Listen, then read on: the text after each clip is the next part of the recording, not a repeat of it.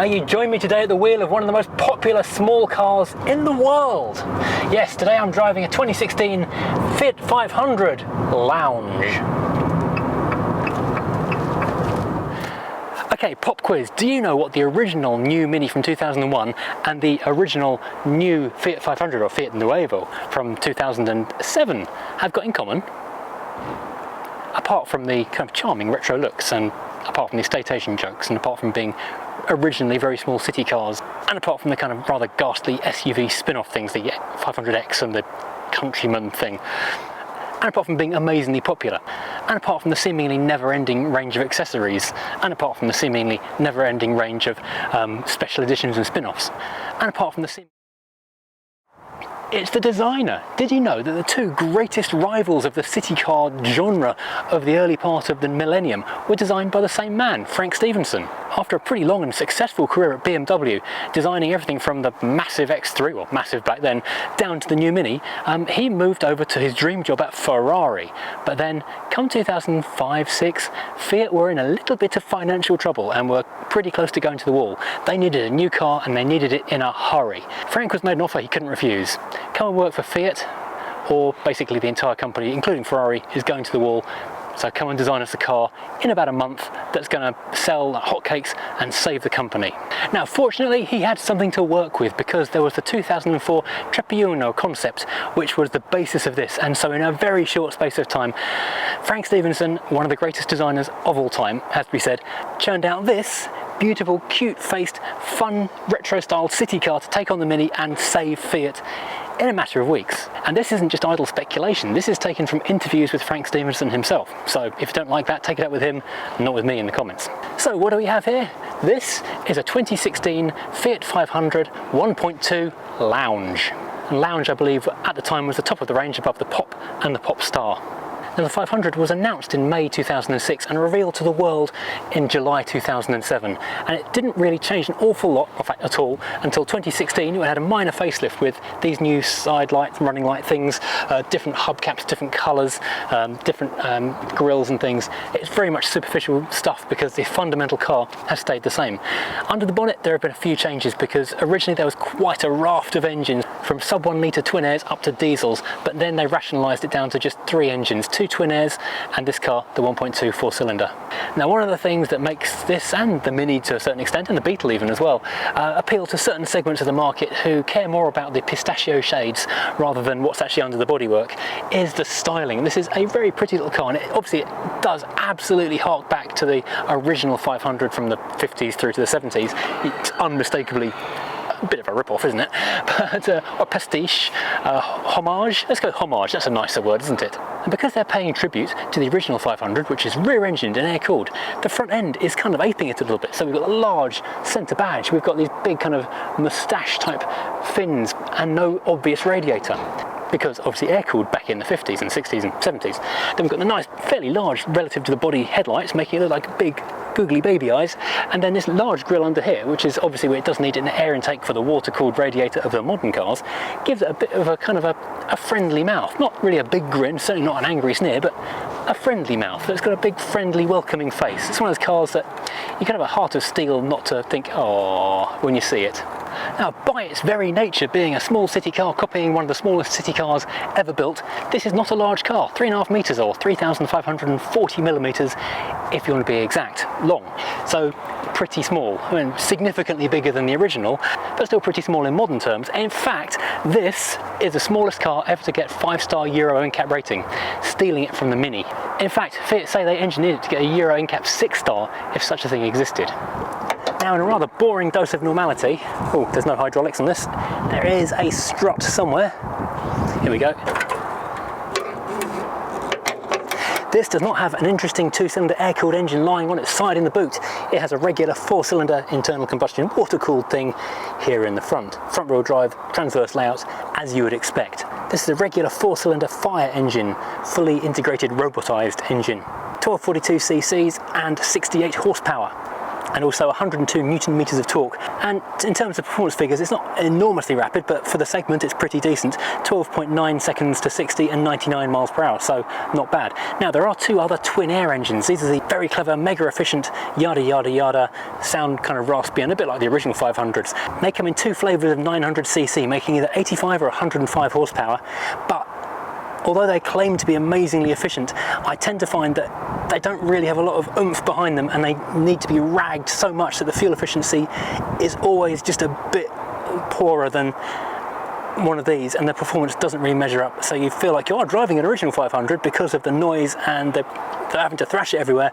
But if you want a more relaxing, everyday, normal drive, this is probably the engine to go for. Now, all three of these engines are now Euro 6 compliant. Up to the 2016 facelift, they're all Euro 5 compliant, so some of the older engines have been obviously culled. No more diesels anymore in these. Oh my god, they've gone to plaid!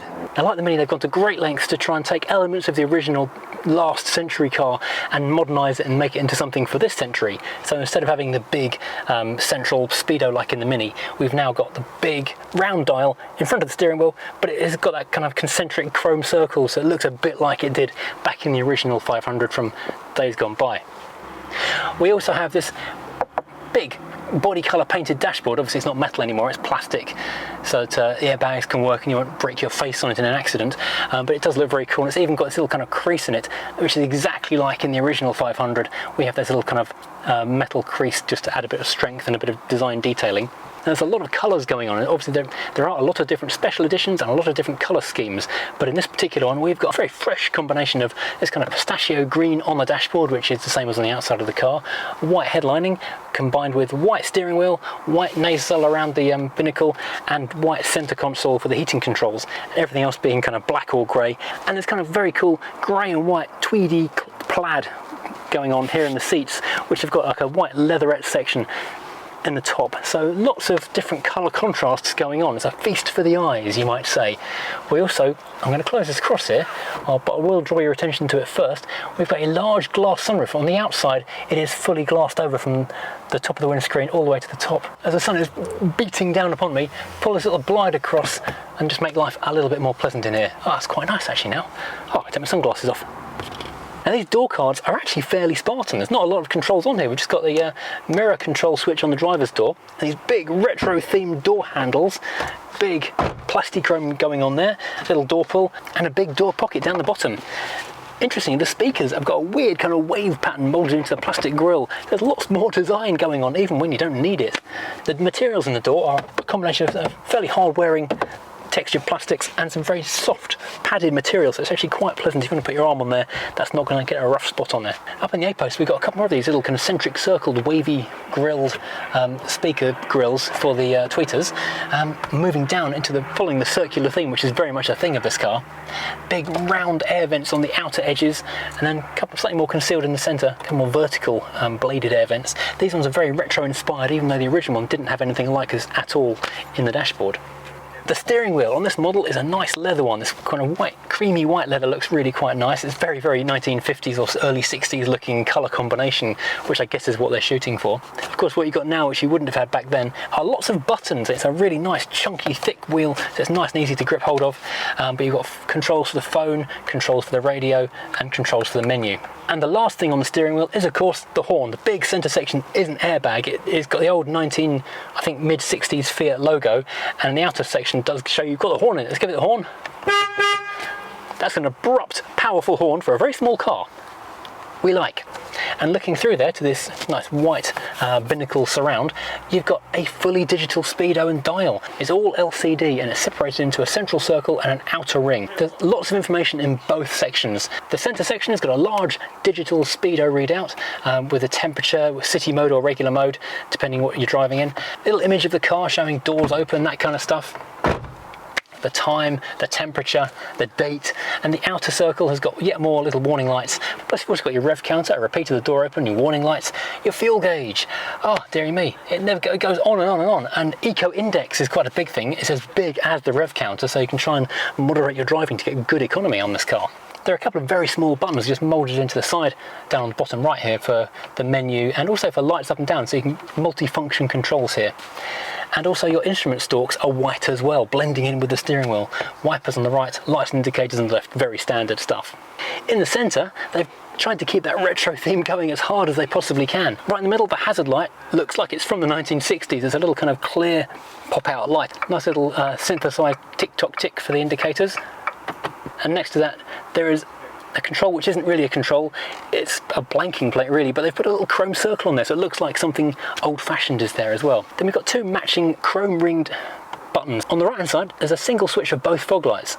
Push once to get one end, push twice to get both ends, and the third time turn it off. And on the left hand side, city button, like on sort of Puntos and things. You have the option to have astonishingly light steering, so if you want to steer into a parking bay with one little finger, you can do that with this button.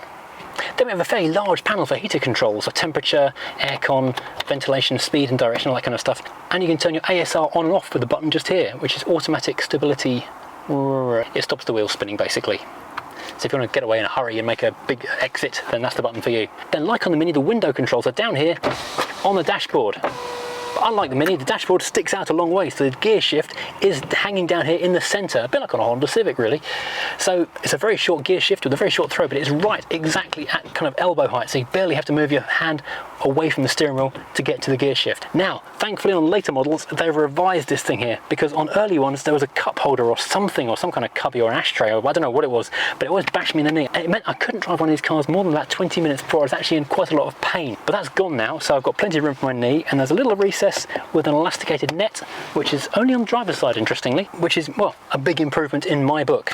And then going down to ground level, we've got a very strange elliptical little cubby hole, a pair of cup holders, so we have T-shelf options down here in the form of cup storage, which will take two good sized cups, and the T-shelf on the top.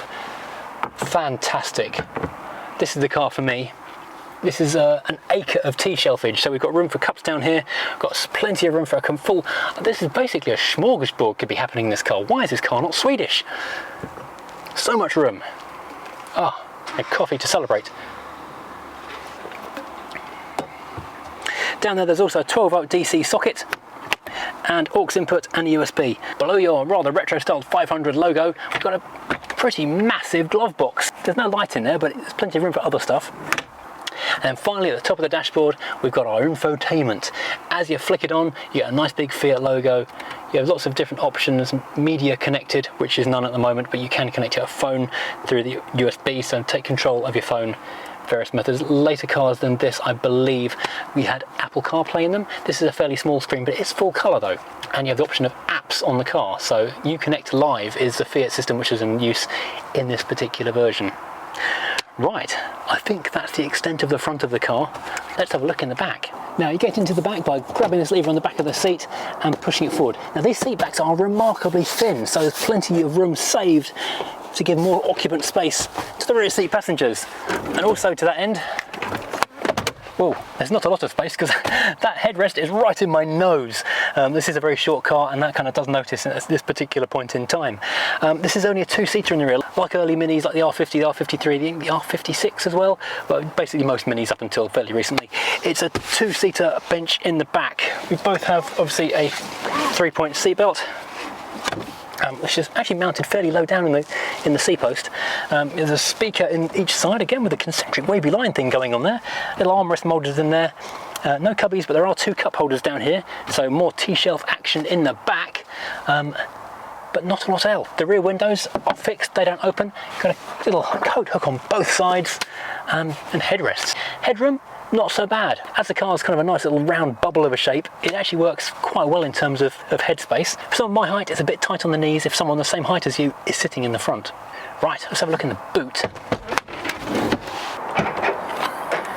Now the boot isn't massive, but to be fair, it's probably a bit bigger than the boot in a Mini, but then the leg space is a bit tighter than in a Mini as well. So you take one, you switch it around, I don't know, 61.5 dozen the other.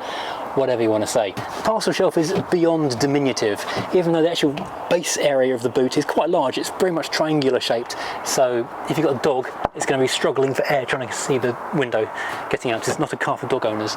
The seats have a 50-50 split, so if you want to make more space to carry slightly larger things, you can do that, making the car fairly practical.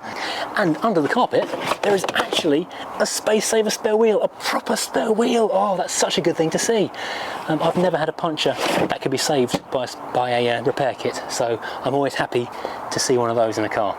Right, let's get on the road.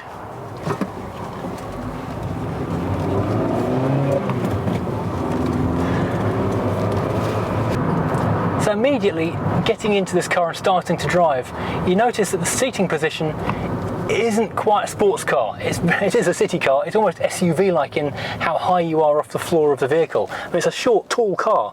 So for kind of design reasons, they've made the car very vertical, like an SUV, so you can get people sitting more upright, and then you don't have so much leg in front space needed.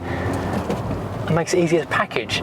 But it does mean, when I first sat in here, I did spend a little while playing with this lever on the side of the seat to try and make the seat go down a bit more, and it wouldn't.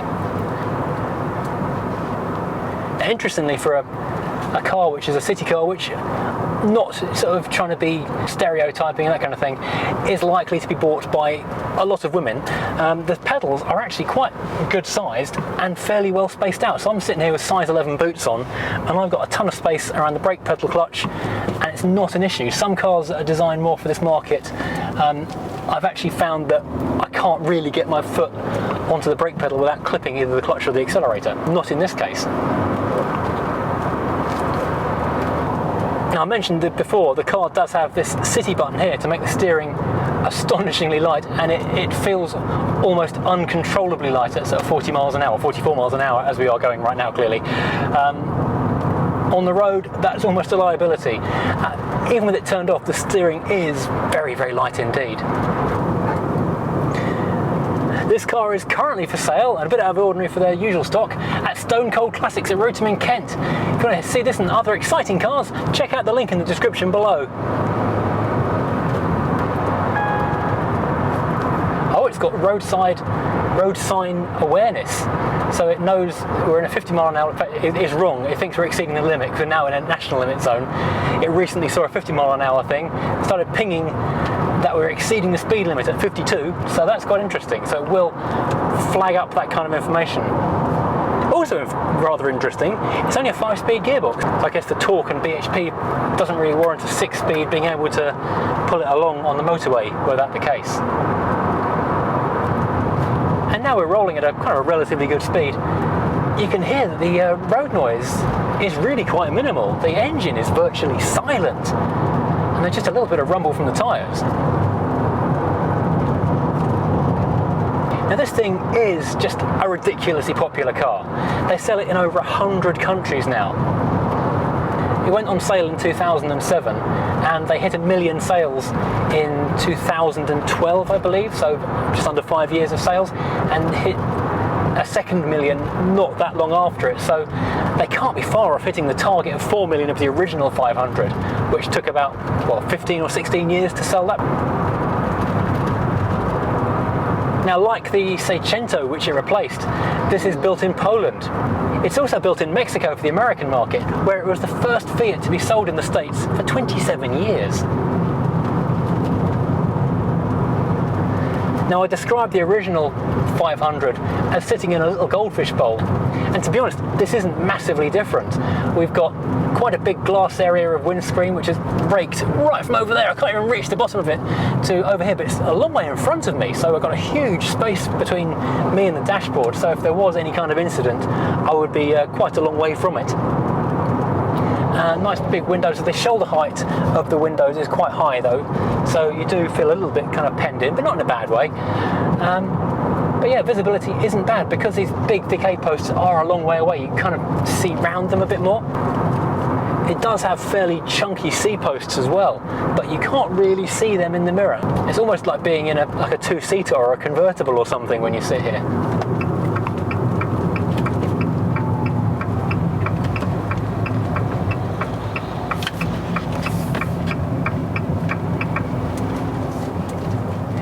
So seeing out is easy, with light steering, manoeuvring is easy, and with light pedals, controlling it is easy as well. It is really, at its heart, a city car. So you will see them on city streets everywhere.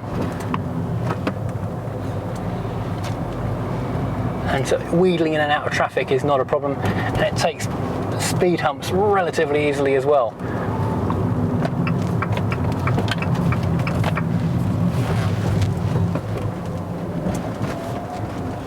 That's the second one. I've just been on a high street for about 12 seconds. I've seen 2 parked 500s already. Now these should come with hill hold assist. Yes, it does. Whoa, very light throttle.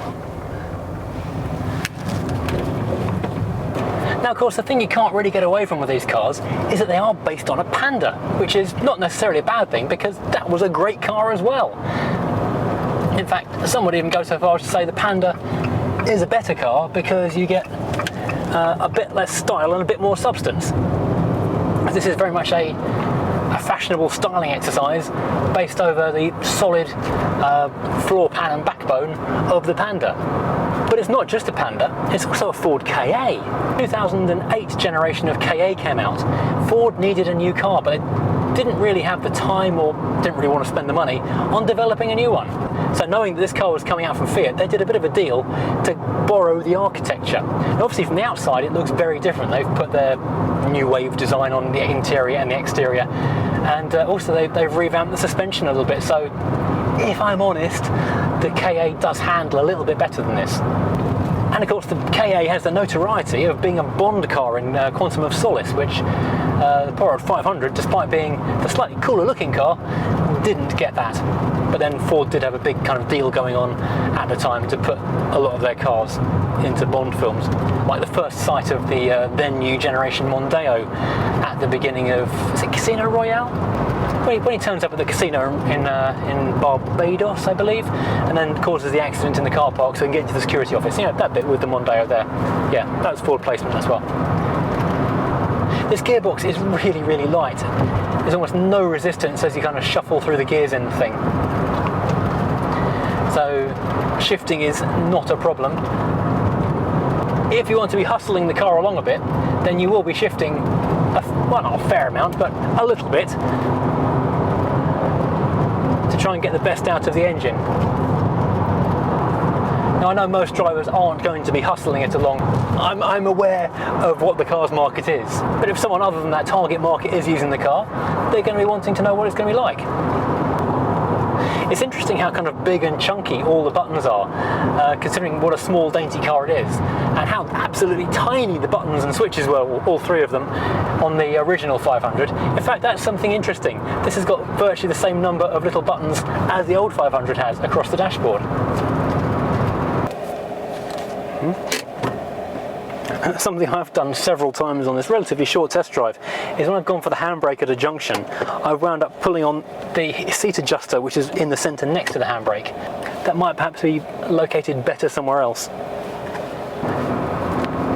In terms of efficiency, this car is very good. The average MPG is about 59, I believe, and it has a drag coefficient of only just 0.32 CD. And if you're looking at tax for this thing, it's 113 grams per kilometre, which puts it in a fairly low tax bracket, I believe. If you look at the outside of the car, there's a very small spoiler, almost a lip, pressed into the top of the boot lid, which the design team didn't want. They thought it spoiled, compromised the look of the thing, but it did improve the aerodynamics, so they were kind of stuck with it.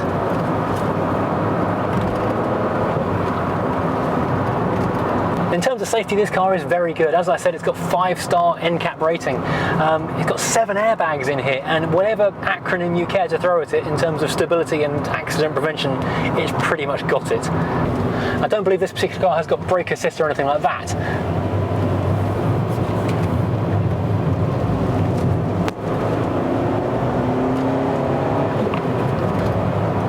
But it does have lots of other safety features, including the ability to turn the passenger airbag off. A little light will show there if you do that.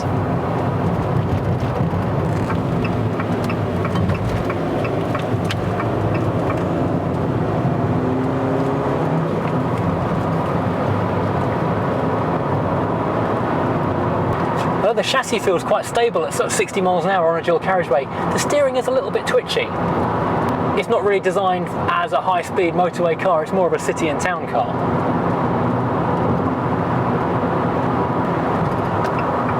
Now when I research these reviews, I do spend a bit of time looking at how many options there are, how many different choices and versions of a particular car there are, so I can talk about that as well.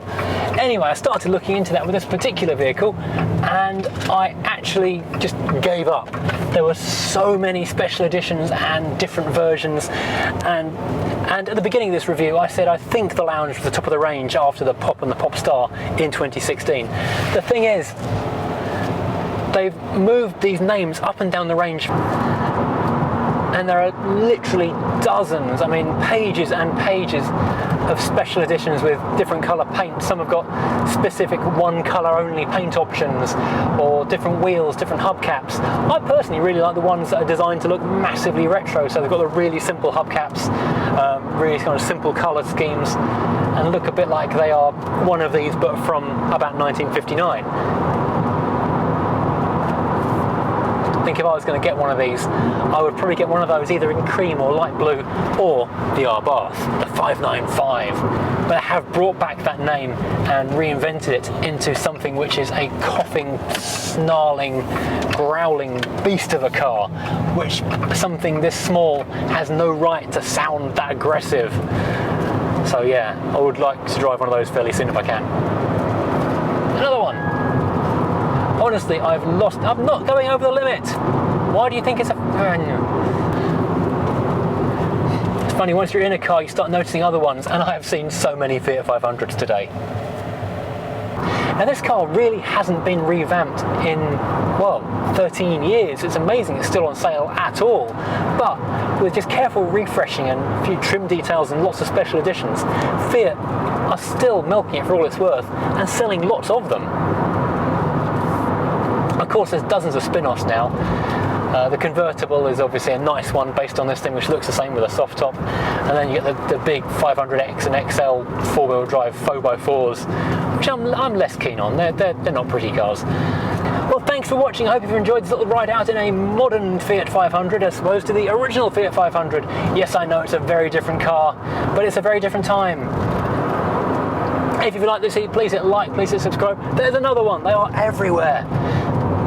And join me again next time for something utterly different from who knows what decade.